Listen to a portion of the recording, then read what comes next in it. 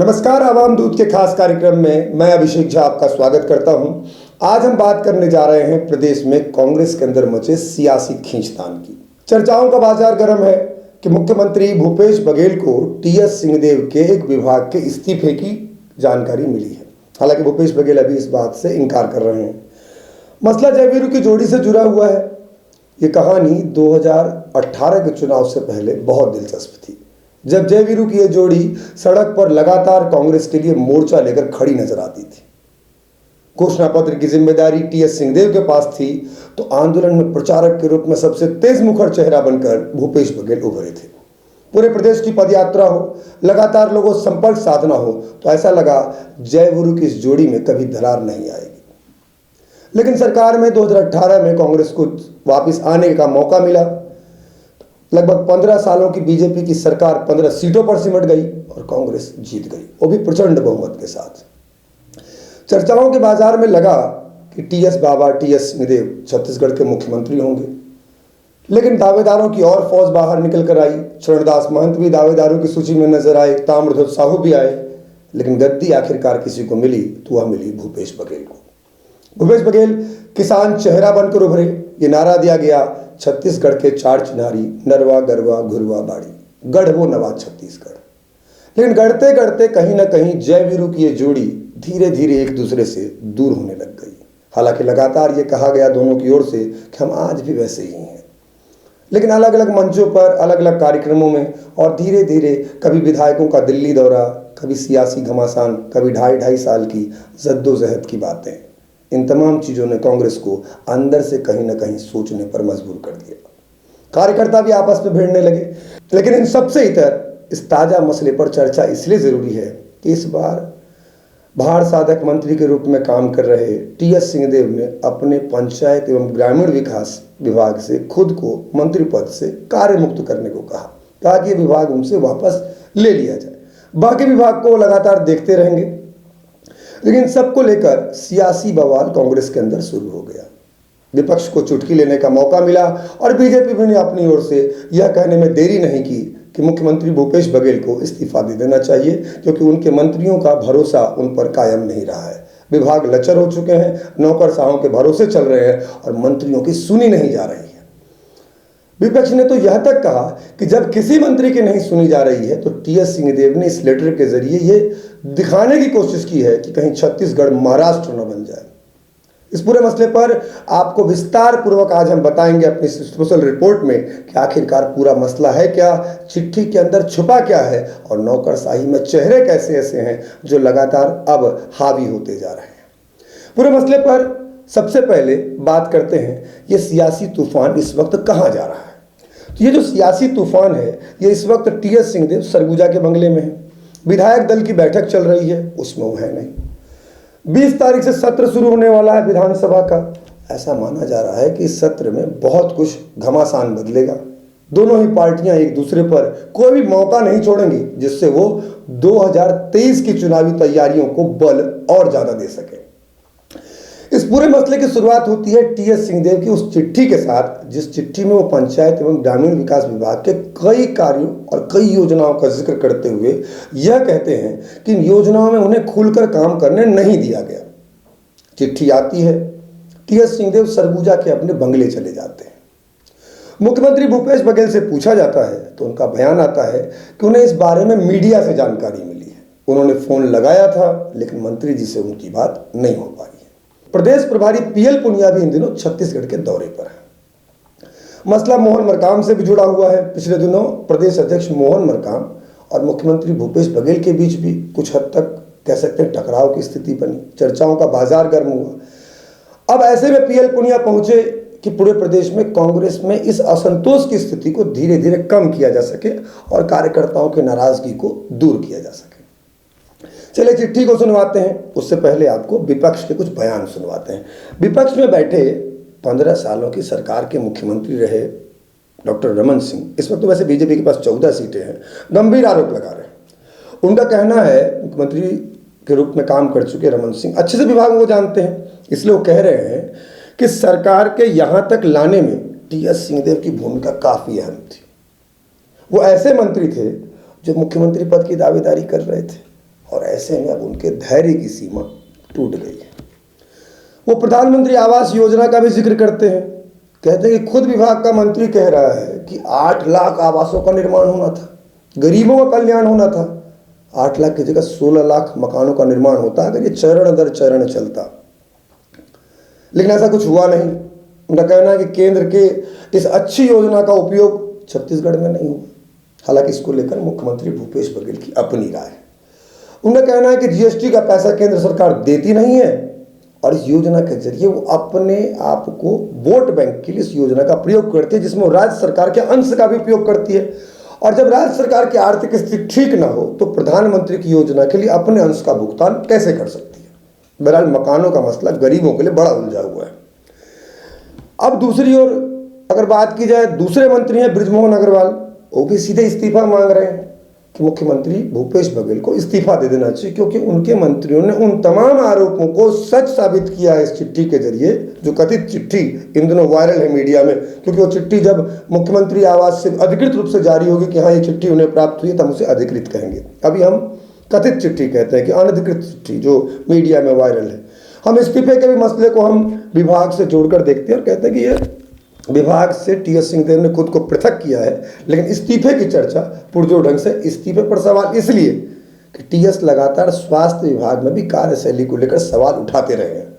ऐसे में क्या उनका अगला कदम आला कमान के मनाने पर मान लिया जाने वाला होगा, या स्वास्थ्य मंत्री पद से भी वो इस्तीफा मतलब उस विभाग से खुद को पृथक करेंगे। ये कथित इस्तीफे की जो कहानी है वो कहाँ तक जाएगी।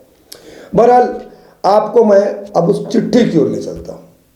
तो चिट्ठी की कहानी से पहले ये दोनों बयान सुन लीजिए जो विपक्ष ने आरोप के रूप में लगाए। तो मुझे लगता है कि किसी सरकार के वरिष्ठतम मंत्री को ना अपने विभाग में काम करने का अधिकार है, ना वो प्रशासनिक स्वीकृति दे सकते, ना वो आवास योजना में उनको पैसा दे सकते, ना सहायक जो हमारे कर्मचारी हैं परियोजना अधिकारी उनको हटाने का काम, फिर उनको वापस लेने का काम, पुनर्नियुक्ति का काम लिया गया है। तो ये स्थिति छत्तीसगढ़ में पूरा सभी मंत्रियों की है। के पंचायत मंत्री टीएस सिंहदेव के द्वारा ग्रामीण एवं पंचायत विभाग को छोड़ा जाना भूपेश बघेल सरकार की असफलता है। उन्होंने जो आरोप लगाया कि गरीबों के घर छीनने का काम भूपेश बघेल सरकार कर रही है, मनरेगा से लोगों को जो राहत मिलनी चाहिए वो राहत देने का में नाकाम रही है भूपेश बघेल सरकार। साथ में भूपेश बघेल सरकार इस बात पर भी नाकाम रही है कि आदिवासियों के लिए जो पेशा कानून लाना चाहिए उसमें भी नाकाम रही है। और जो आरोप लगातार हम लगाते रहे हैं कि गरीबों का घर छीनने वाली सरकार है, भ्रष्टाचारी सरकार है, और जो जन घोषणा पत्र है उसको पूरा नहीं हो पा रही है, इसलिए उन्होंने पंचायत और ग्रामीण विकास विभाग छोड़ा है। अब मुख्यमंत्री जी को नैतिकता के नाते इस्तीफा दे देना चाहिए, उनको 1 मिनट भी पद पर रहने का अधिकार नहीं। तो विपक्ष के इस बयानों को तो आपने सुन लिया। ये मौका है बीजेपी के लिए टॉनिक की तरह। जितना कांग्रेस लड़ेगी बीजेपी के लिए राह कुछ न कुछ आसान होगी, क्योंकि 90 सीटों में से 14 सीट पर खड़ी बीजेपी के लिए चुनौतियां बहुत कुछ हैं। वापसी कैसे करेगी, कार्यकर्ताओं में असंतोष बहुत ज़्यादा है, निराश हो चुके हैं क्योंकि अपनी 15 साल की सरकार को पीछे जाते देख चुके हैं।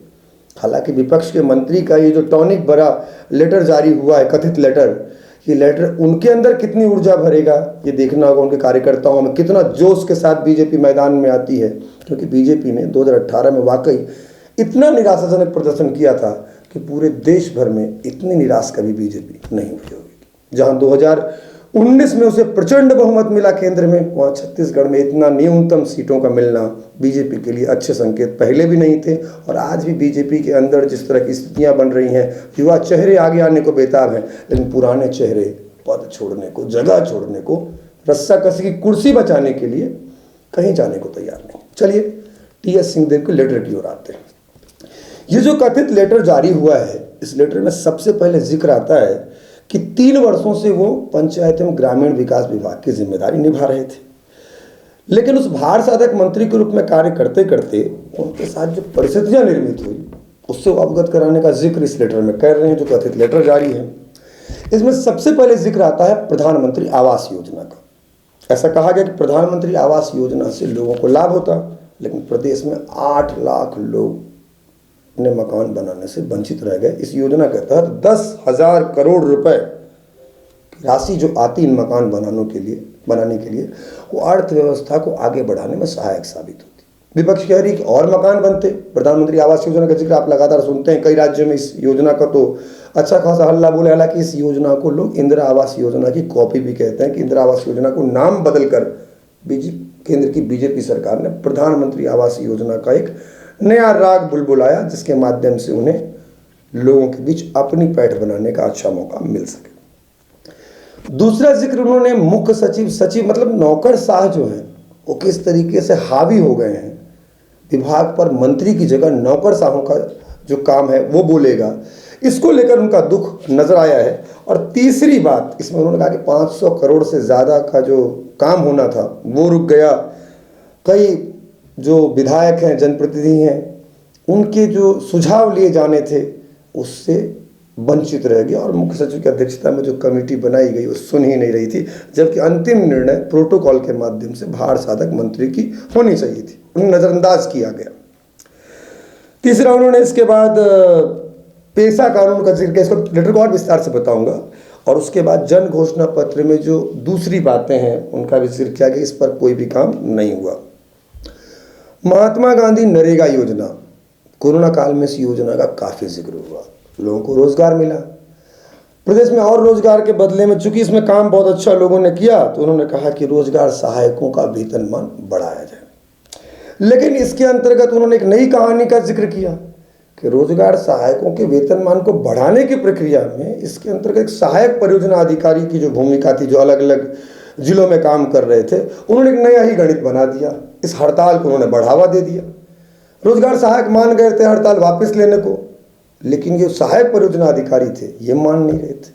और जब यह बात उन्हें पता लगी तो उन्होंने कहा कि जिन सहायक परियोजना अधिकारियों को संविदा पद से बढ़ाकर उन्हें नियमित किए जाने की वकालत उन्होंने खुद की थी, और जब उन्हें पता लगा कि इन्होंने ही उस हड़ताल को भड़काया तो इन्होंने कहा कि हमने मुख्यमंत्री को इसकी सूचना दी। मतलब टी.एस. सिंहदेव का कहना है कि उन्होंने मुख्यमंत्री को इसकी सूचना दी, उसके बावजूद भी इन्हें उसी पद पर नियमित कर पदोन्नत कर दिया गया, मतलब नियुक्त कर दिया गया। उनका कहना था कि इनकी नियुक्ति दूसरे विभागों में होनी चाहिए जिससे इन्हें पद तो दिया जाए, मगर जिस तरीके से रोजगार सहायकों पर मनमानी तरीके से काम कर रहे हैं इससे नौकरशाही की मनमानी किसी हद तक रुके।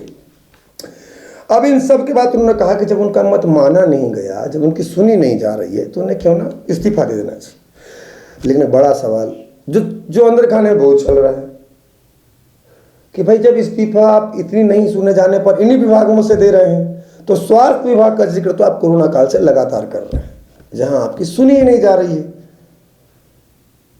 कई अस्पतालों में, खासतौर पर सरगुजा के अस्पताल में जिस तरीके से बच्चा चोरी के प्रकरण, अलग अलग तरीके की कहानियां, स्वास्थ्य में सिम्स का हाल किसे छुपा नहीं है कि बिलासपुर सिम्स की बिल्डिंग को आपको देख के कहेंगे कि नहीं कि ये सिम्स हो सकता है, इतना बड़ा अस्पताल।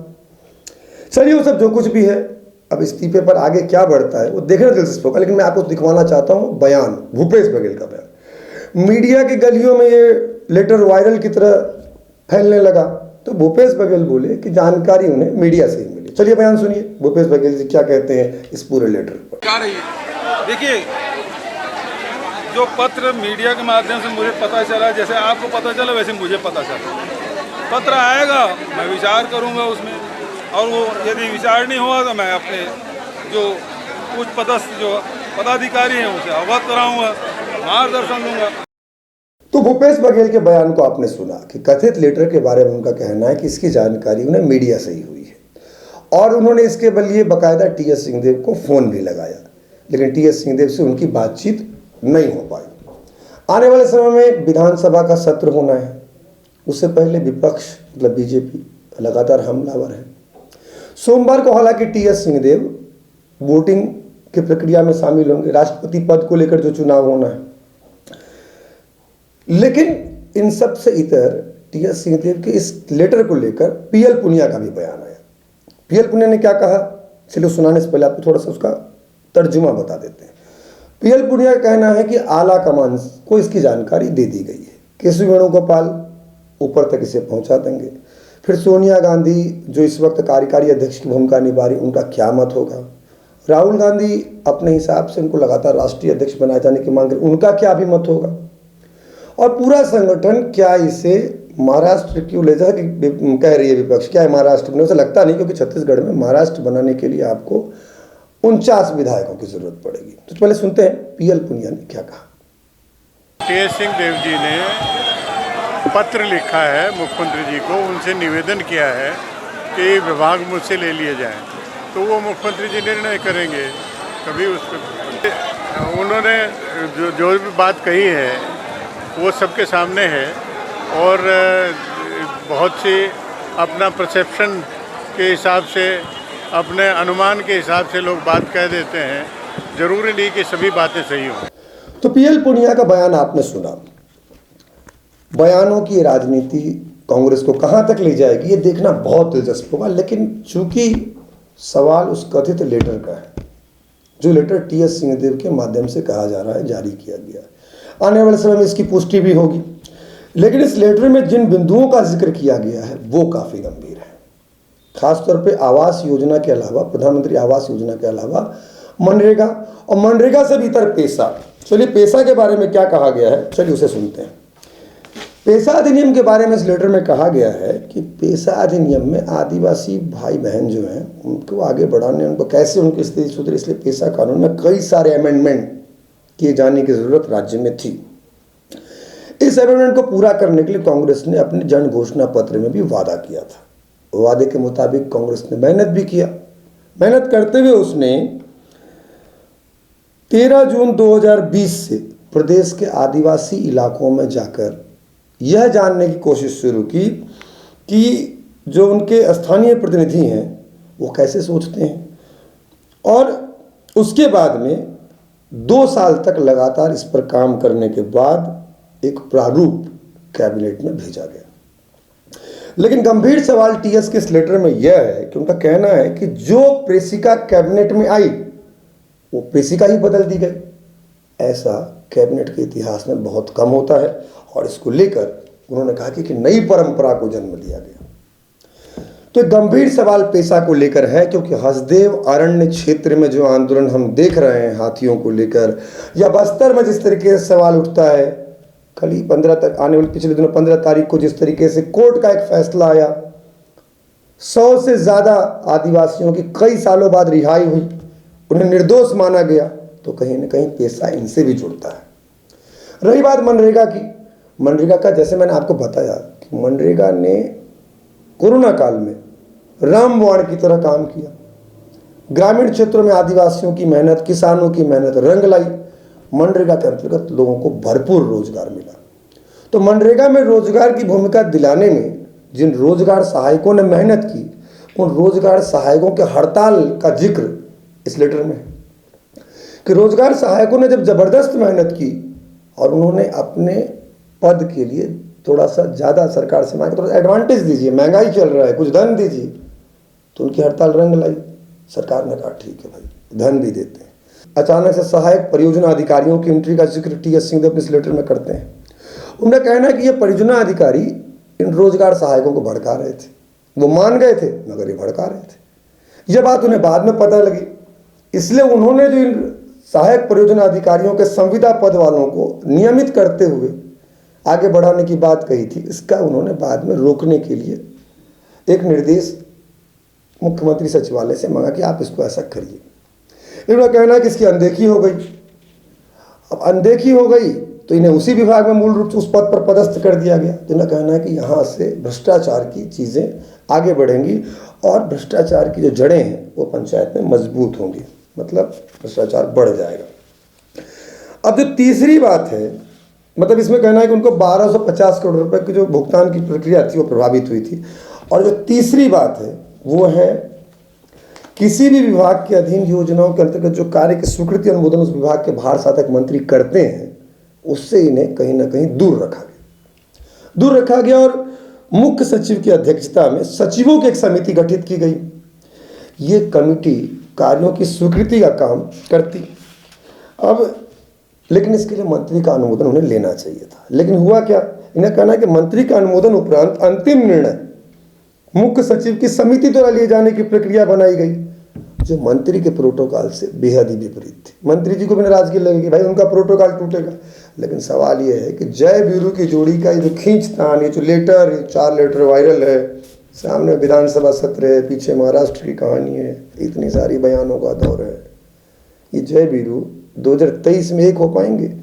या कुर्सी का किस्सा जो चल रहा है छत्तीसगढ़ में भूपेश और टीएस के बीच, क्या यहाँ पर पंजाब वाला फार्मूला अपना जाएगा? मुझे लगता है कांग्रेस उससे डरेगी ज़रूर, क्योंकि चलनी का जो हाल हुआ। लेकिन इसके अलावा होगा क्या, ये यक्ष प्रश्न है। इसलिए आज के प्रोग्राम में, आज के हमारे इस खास कार्यक्रम में इतना ही। लेकिन आपको इस खबर पर नज़र बनाकर रखनी है, क्योंकि मुख्यमंत्री पद की दौड़ को लेकर जो एक खींचतान, या कहिए विभाग को लेकर आपस में जो घमासान, एक दूसरे को सम्मान दिए जाने नहीं दिए जाने, एक तरफ पावर सेंट्रलाइज होने की कहानी, ये सब की कहानी छत्तीसगढ़ में बाकी है। क्योंकि छत्तीसगढ़ में कांग्रेस प्रचंड बहुमत में है, और अगर उसे बीजेपी से 2023-24 में मुकाबला करना, खासतौर पर 2024 के जो लोकसभा के चुनाव होंगे, वहाँ पर उसे इसी तरह का प्रचंड बहुमत जो केंद्र में बीजेपी को मिला हुआ है, उससे वो कैसे लड़ पाएगी? क्या इसका ये छत्तीसगढ़ मॉडल कमाल दिखा पाएगा, या कांग्रेस की आपसी लड़ाई में कांग्रेस फिर से उलझ जाएगी? तो हमारे आवाम न्यूज़ उस खास कार्यक्रम में इस बार इतना ही। अगली बार फिर किसी दूसरे विषय पर खास कार्यक्रम के साथ मैं हाजिर रहूँगा। हमारे चैनल को लाइक करिए, सब्सक्राइब करिए, बेल आइकॉन दबाइए, ज़्यादा से ज़्यादा सवाल हमसे भी पूछिए, कुछ हमें भी बताइए किन किन विषयों पर आपको भी खबरों की जानकारी है, या आप हमसे कुछ सवाल जानना चाहते हैं। तो इस बार इतना ही, धन्यवाद।